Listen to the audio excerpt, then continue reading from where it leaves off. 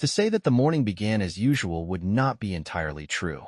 I woke up not from the sound of the alarm clock, but from the first rays of the sun, which seemed not to have simply broken through the cracks in the blinds, but to have purposefully hit me right in the face. The clock said 6:42, a minute earlier than I usually got up, but I lay and looked at the ceiling, feeling a strange pressure, as if someone invisible was sitting on my chest. My name is Michael. I am 26, and I am one of those guys who cannot explain where they took a wrong turn. By the age of 26, I had neither loud achievements nor special failures. An ordinary life in a small town in the state of Colorado, working in a warehouse, renting a tiny apartment, Friday nights with friends at a bar, which almost always ended in discussions of the old school and the ridiculous actions of our youth. Everything was predictable and, to be honest, boring. But something was different that morning. I got out of bed, feeling something weighing on me. It wasn't a physical weight, but rather a vague sense that the day would bring more than just work shifts, calls from the boss, and arguments with coworkers about who should unload the next truck. Swinging my legs over the edge of the bed, I noticed an old box on the floor. It sat in the corner, dusty, forgotten, like everything else that reminded me of my childhood. I don't remember how or why it ended up there. It certainly wasn't there yesterday. It could have been a box from my parents' garage. I'd recently helped them move, but why I decided to bring it here, to my apartment, was a mystery. I opened it cautiously, as if there might be something dangerous inside. The box was filled with things I hadn't seen in over a decade. An old signed baseball, a tattered notebook with my childhood drawings, and, strangest of all, a photograph. The picture was of me, a child, maybe 6 or 7, standing next to a man I didn't recognize. He was wearing jeans and a plaid shirt, and his smile was too familiar. But who was he? The picture gave me a strange feeling. It looked like it had been taken in the park, on that sunny day when it seemed like everything would be fine. But I didn't remember that day. Gritting my teeth, I put the picture back in the box and brushed the dust off the lid. It was stupid to dwell on childhood photos. I had a job that I was already skipping often. Besides, the idea of a man in the picture was increasingly crazy. It could have been anyone, a family friend, a distant relative, even a neighbor. I must have just forgotten. At work, the morning gloom disappeared. Karen from accounting was pouring coffee again. Dan, my partner, was telling the same joke he had told last week, and Peter, the boss, was giving everyone his trademark hard looks. Everything was going on as usual, and I was almost convinced that the feeling of anxiety I had woken up with was just a figment of my imagination. But something was changing in the little things. I couldn't concentrate. As we unloaded another truck, my thoughts kept returning to the photograph. Who was this man? Why didn't I remember him? Peter must have noticed my distraction, because he called me into his office during lunch. The conversation was short. He didn't yell or threaten, but his words about how I needed to get my act together if I wanted to stay on the team were like a cold shower. I shook my head, walked out without a word, and sat on the steps behind the building. There was a view of the mountains. Usually I found peace in that, but that day even those views couldn't drown out the noise inside me. That evening, I opened the box again. I needed to understand why it was bothering me so much. Sorting through my things, I found another detail that made me freeze. It was a movie ticket, an old, yellowed piece of paper with a date, July 14th, 2002. That day was familiar to me. I was 7 years old then. My parents organized a small party. We ate ice cream and rode rides. But I didn't remember going to the movies. Or did we? I decided to call my mother. Her voice was warm, but too short, as if she was in a hurry. She said she didn't remember anyone else being at the party. And of course, not a word about the man in the photo. When I hung up, everything inside me tightened. It felt like I was standing on the edge of something that was about to open up, and it made me feel uneasy. But that was only the beginning. The next morning, I woke up with the clear intention of sorting it all out. Lying there and thinking about the strange photo again was pointless. I was torn apart by contradictions. On the one hand, it seemed to me that I was exaggerating, and on the other, the feeling that there was something important hidden behind that box wouldn't let go. In an attempt to distract myself, I went for a run. This was something new for me. Usually, I spent Saturday mornings drinking coffee and watching TV, But this time I needed to clear my head. The air was crisp and frosty outside. The sun was breaking through the gray clouds, and I was winding between the houses of our small neighborhood until I found myself in a park. This park was a special place for me. I had spent a lot of time here as a child, climbing trees or riding my bike. Every corner was familiar, but now everything looked different. Maybe it was because I was growing up, or because something inside me was changing. I stopped at an old carousel. Its paint was peeling, and the wooden horses looked faded and abandoned. As a child, this place had been magical to me. I sat on a bench nearby, trying to make some kind of connection between the park and the photo. Was this the place? Suddenly, fragments of memory emerged from my mind. I was walking through this park with an ice cream in my hand, someone tall and warm next to me. Laughter. Soft sunlight. Everything seemed blurry, like a dream you're trying to reconstruct after waking up. I shook my head, trying to clear the illusion, and went back home. When I got back, I opened the box again. Going through its contents, I noticed a small wooden car. Its surface was scratched. The wheels were slightly askew. It was one of my favorite toys as a child. How did it end up here? I was turning it over in my hands when I noticed another strange object at the bottom of the box, a key. Small, metal, with a dark spot on the head. The key looked old, but its design was familiar. It was a typical key for locks on old chests or small boxes. A thought struck me that perhaps this key was connected to something that would help me unravel this mystery. But what could it be for? I remembered that in the basement of my parents' house there was an old chest that I had long considered useless. It was locked, and as a child I was always curious about what was inside, but my father did not allow me to open it. Maybe this key was from there? I decided to go to my parents'. Their new house was only 20 minutes away, and, fortunately, they were always home on Saturdays. Mom greeted me with a warm smile, but my father, as usual, was busy repairing the car. While Mom was distracted in the kitchen, I went down to the basement. The trunk stood in its place, dusty and forgotten, as if it had not been touched for years. My heart beat faster as I inserted the key into the lock. It fit perfectly, and with a soft click the lock opened. There was nothing unusual inside the trunk at first glance. Old albums, a couple of folders with documents, a few stacks of newspapers. But I noticed an envelope in the corner with my name written on it. I took the envelope, trying not to make a noise. As I opened it, I felt my hands shaking. Inside was a letter.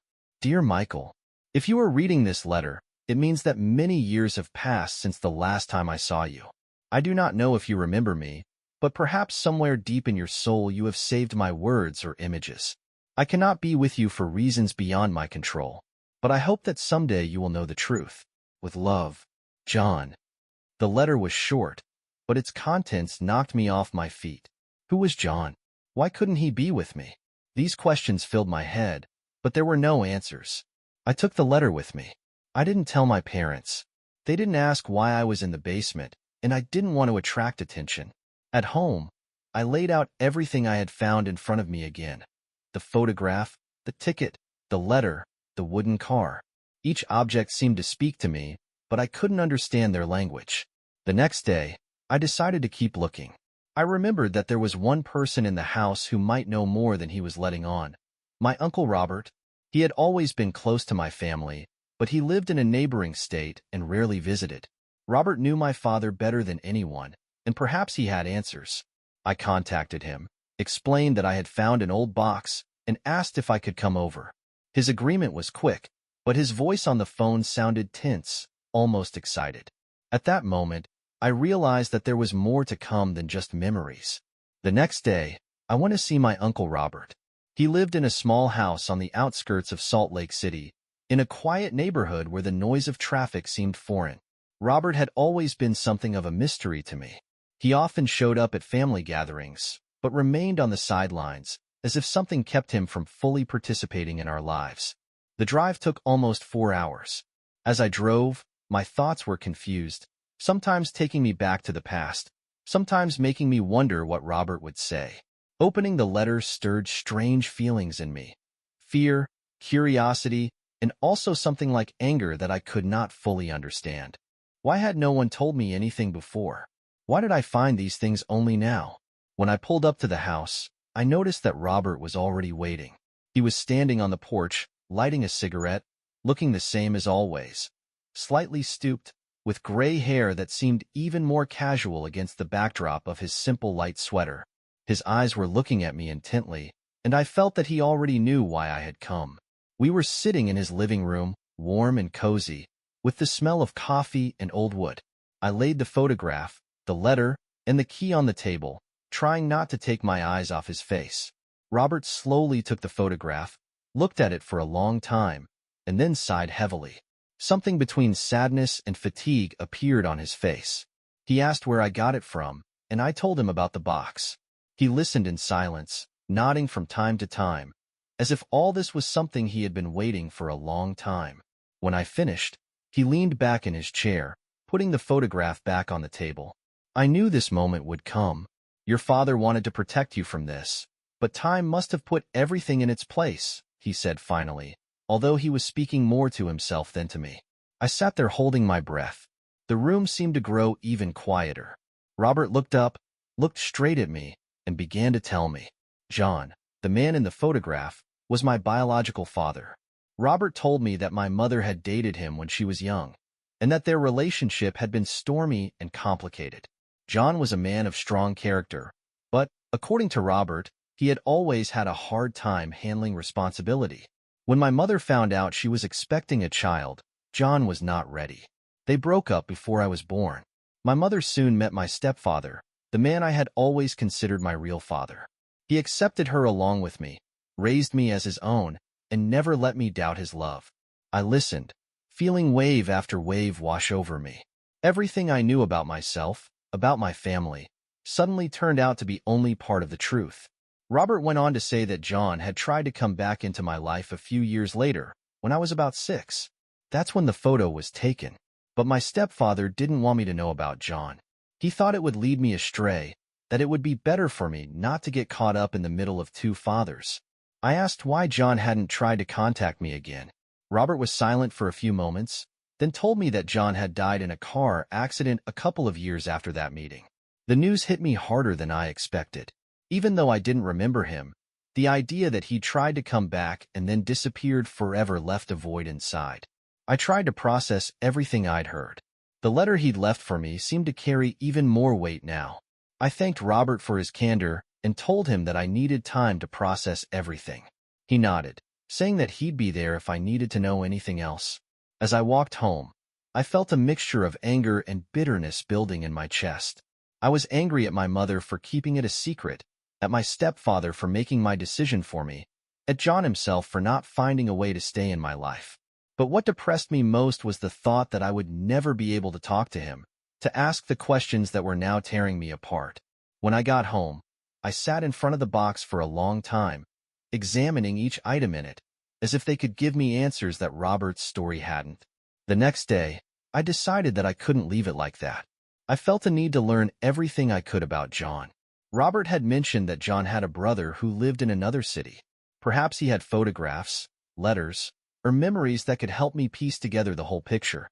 I found my mother's old notebook, which contained contacts of people who had long since disappeared from our lives. Leafing through its pages, I came across a name that matched the name of John's brother. It was a new chance to understand who he was, and perhaps to find myself. Several days passed before I decided to contact John's brother. His name was Thomas, and according to the address in the notebook, he lived in Arizona. For hours I sat with the phone in my hand, trying to gather the courage to call. What could I tell him? How would he react when I told him I was looking for answers about a man I never knew?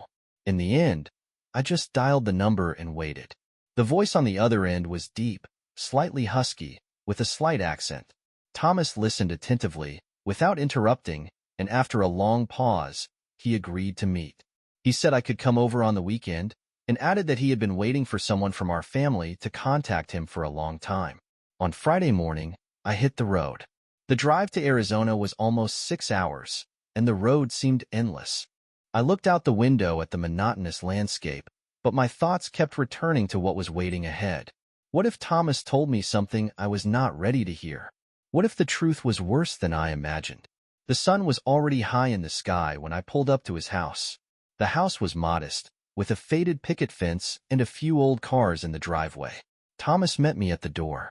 He was a tall man in his 60s, with deep lines on his face and a keen gaze. His smile was warmer than I expected. We walked into the house and he offered me coffee.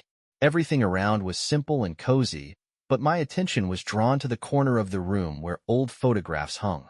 I immediately noticed one of them, a young John standing next to Thomas, both smiling, holding fishing rods in their hands. Thomas noticed my gaze and said it was one of their best days. They caught a huge bass, and John was thrilled. For some reason, those words hit me harder than I expected. A vision flashed through my mind. What would it be like to spend a day like that with him? We talked for a long time. Thomas told me things about John that I hadn't learned from anyone else. He described him as a man with a big heart, but not always up for a challenge. John loved his freedom, and he couldn't stay in one place for long. But that didn't mean he didn't care about people. Thomas knew that John had been trying to get back into my life. He told me that after that meeting in the park, John had been thinking long and hard about what to do. He wanted to be a part of my life, but he felt he had no right to destroy what my mother and stepfather had built. John, he said, didn't want me to get caught up in the middle of two families. There was something painfully right about that. I could imagine how difficult it was for John to make this decision, how much effort it took to leave me, even if he thought it was the best option. Then Thomas pulled out an old box from the closet, similar to the one I had found at home. Inside were many things, letters, photographs, and even a few notes in John's handwriting. Among them was a diary he had kept during the last years of his life. I started reading the diary right there, sitting at Thomas's kitchen table. It was like opening a window into a strange world. John wrote about his work, his travels, but most of all, his regrets. On one page, he mentioned me.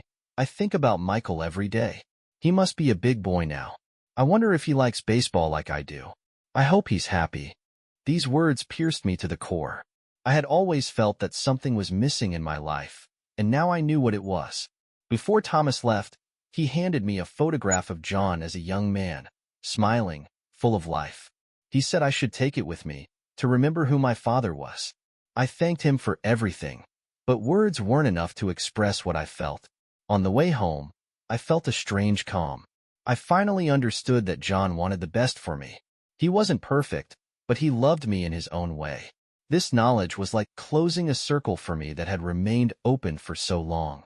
When I got home, I decided to put everything I had learned about John into a scrapbook. I attached a photograph, a letter, diary entries, and even the ticket from the box. This scrapbook became a reminder that even in lost connections, there is meaning.